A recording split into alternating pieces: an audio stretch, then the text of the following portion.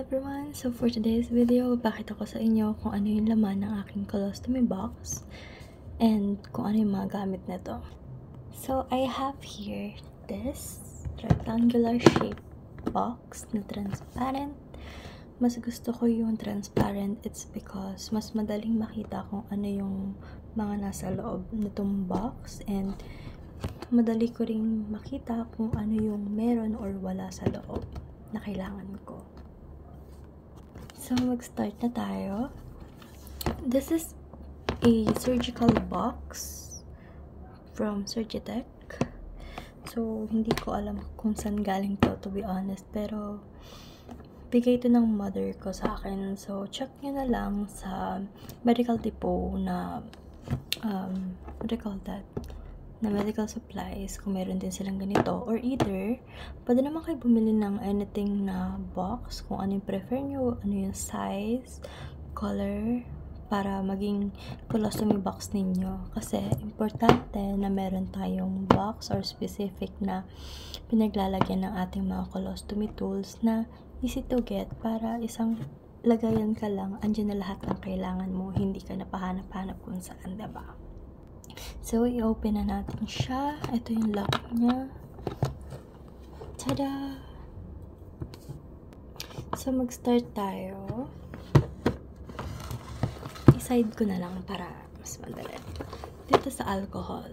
So, anything na brand ng alcohol na prefer nyo, pwede naman. So, ako kasi, ito na yung brand na ginagamit ko. So, as you can see, paubos na rin siya.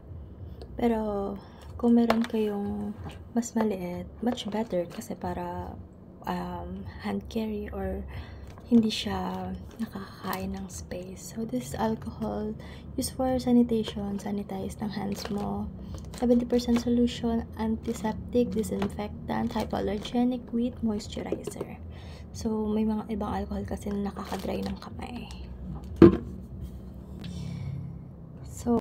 So, for the second item na meron ako is this, wet wipes.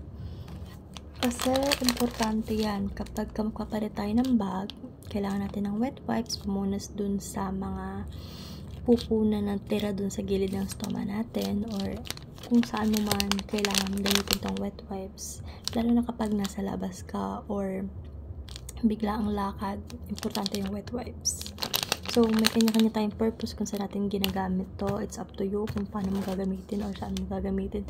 So, any brand, as long as walang alcohol content, good sa skin, ganyan, hindi mahapde. And then, meron tayo here, sa loob ng box, tissue. Of course, hindi all the time, meron akong wet wipes.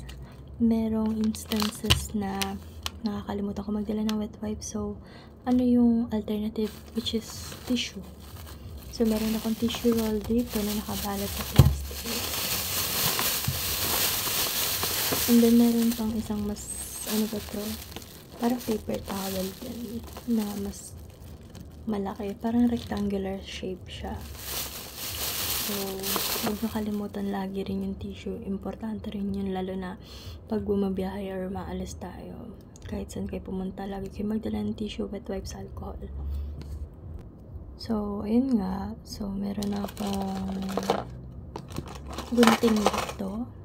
Ayan, surgical scissor. Ganito lang siya kaliit. So, alam niyo na kung saan ginagamit to. Syempre, pang-cut ng bag natin yun. Sa wafer mismo. So, marami naman nabibili nito sa online and sa mga drugstore. Ayan, mga kilalang drugstore. Meron yan dun. So, tingin na lang kayo kung magkano. Kasi nakalimutan ko na yung price kung magkano to. So, marami naman purpose yung surgical scissor natin. Pero, sa colostomy ko lang siya ginagamit. Meron specific kasi siya na pinagagamitan, diba? So, huwag nyo gagamitin yung pinanggugupit nyo sa colostomy bag nyo sa ibang bagay. Okay? Lalo na pagka mga marurumi kasi prone sa infection and bacteria. So, yun. And then, sa loob ng box ko, syempre, hindi lang naman pang colostomy yung meron dito. Meron din akong mga personal use na ginagamit like this by Jessic. Just in case bakit yung ulo ko, meron akong makukuha. Kasi dinadala ko rin ito pag nag-travel ako.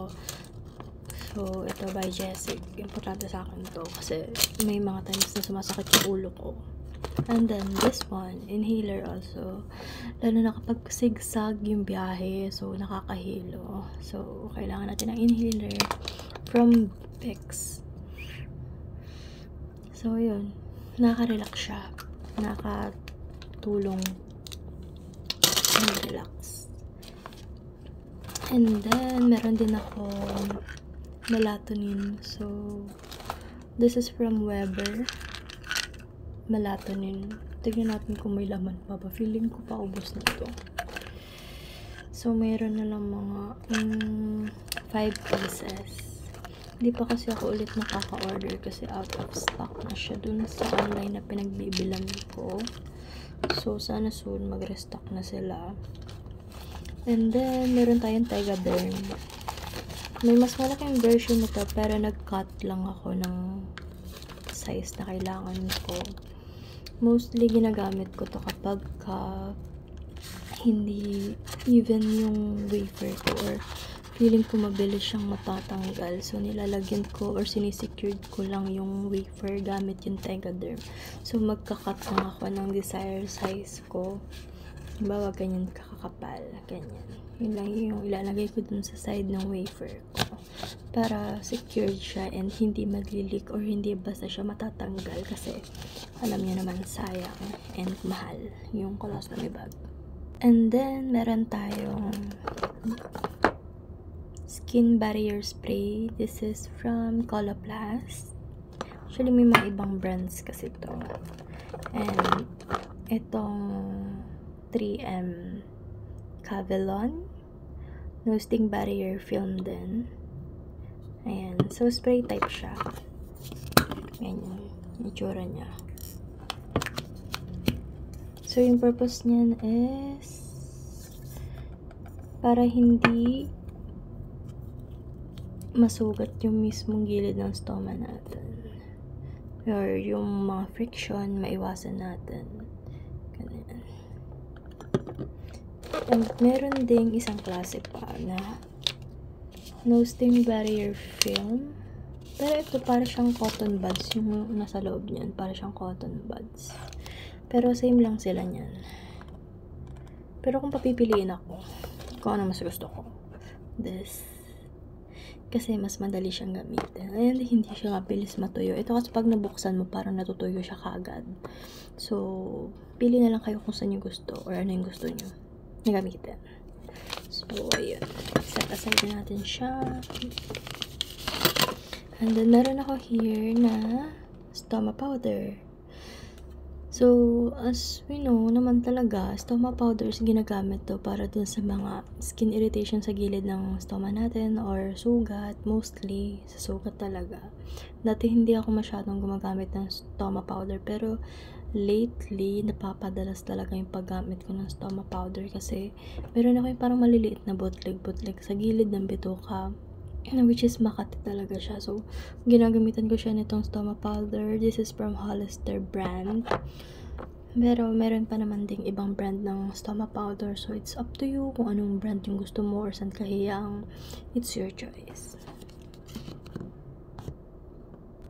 So, ito ulit. Stoma powder din to. Hindi ko pa ito nabubuksan. Hindi ko pa siya nagagamit. So, ayun. Ganun din. Same lang din siya. Hindi ko rin alam bakit dalawa yung laman. Colostomy box ko na, what do you call that? Stoma powder. So, meron din ako ditong plastic.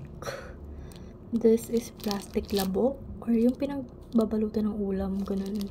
So, very helpful sa akin to all the time. Lalo na kapag hindi ako pwedeng mag-CR or wala akong mahanap na pagsisiaran. Actually, this is my big secret. Kasi, dito ko na siya nilalagay. Tapos, idoblihin ko na lang ng plastic. I-stop lang ako or stop over kami somewhere. Tapos, dito ko na ilalagay. Kasi, hindi ka naman all the time makakapag-CR, lalo kapag ka out of weight, pero puno na yung bag mo or almost full na. So, prone siya matanggal or mag-leak or worst, kumalat yung popo mo sa legs mo. So, nangyari na yan sa akin for so many times. Then, I realized na very helpful pala pagka meron kang baong plastic like this. So, yung nabibili lang naman to sa palengke, parang 20 pesos lang isang pack na. So, bili na kayo nun kasi in time, malay nyo kailangan nyo rin yun. And then, meron din ako mga colostomy lock. Ayan, ganyan. Ito yung gusto ko talaga to.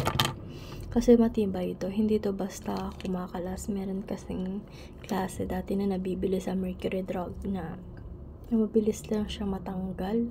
Kapag may laman yung bag mo, talagang mag-slip on yung lock niya, hindi secured. And ayaw natin mangyari yan. So, nakakahiya kapag nasa labas ka or nasa public place ka, tapos biglang matatanggal yung bag mo. It's a big no. Hindi ko siya matanggal. Ang tigas, ayan. So, ayan, tumunog siya. So, same lang din naman. Ganun din siya. Tapos, ganyan. Yun. So, pag tumunog, nag-lock na yan, ibig sabihin. So, ito naman yung isang klase din. Ganyan. So, same lang din sila. Lift mo lang. Sabi ko, lift. Yan. Yan. And then, clip mo lang din. Antay mo tumunog. Para sure ka na kasi na minsan, hindi siya tumutunog or hindi naglalak mabuti.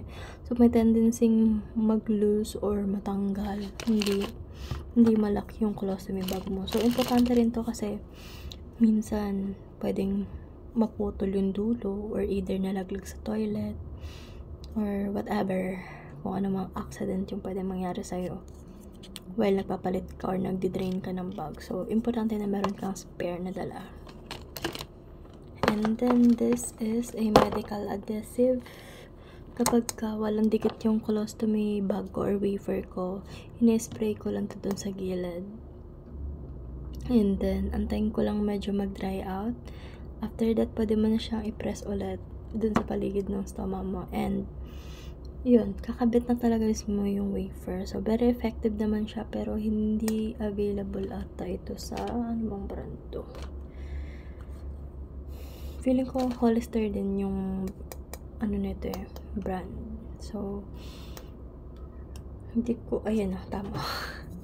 Hollister nga din siya. So, hindi ko sure kung meron nito kasi binigay lang din sa akin to. So, medyo matagal na. Kaya kinikip ko siyang mabuti and inuunti-unti ko lang. Ginagamit ko lang kapag talagang kailangan ko. So, set aside ko na siya. The most important thing na laman ng colostomy box nyo na meron kayo dapat, of course, the colostomy bag. This is from Indoplast. So, nabili ko lang to sa Shopee for a very affordable price. So, check nyo na lang kung magkano yun. Dapat hindi isang peraso lang yung meron kayo palagi na baon. Kasi, to be honest, for so many times, natanggalan ako ng bag, nag-leak yung bag ko, tapos wala akong dalang spare. Makulit din kasi ako minsan, hindi talaga ako nagdala ng spare, pero I really suggest magdala kayo ng spare para in case of emergency, kung nasan man kayong lugar, wala mang tao doon, wala mang mabilhan, meron kayong dala-dala na colostomy bag. So, this is from Indoplast. May mga prepare naman tayo na brand, so bahala na kayo kung anong brand yung gusto nyo. Ayan. Ganyan siya. Ito yung likod. So, tatlo yung nilalagay ko na ganito, two-piece type kasi to. And then, Hollister. Hindi ko pa masyadong ginagamit yung ganito kalaki na size. Pero, nilalagay ko rin to just in case may biglang swimming or whatever. Maganda kasi ito, matibay. Medyo pricey nga lang. So, ayun lang. Yun lang yung laman ng box ko. So, I hope nakita nyo or naintindihan nyo yung purpose ng mga tools dito sa loob ng colostomy box ko. So, please don't forget to subscribe on my YouTube channel para updated pa rin kayo sa aking mga videos. And if ever na may questions kayo, feel free to comment and i-content na natin yan dito and panoorin nyo. So, bye everyone!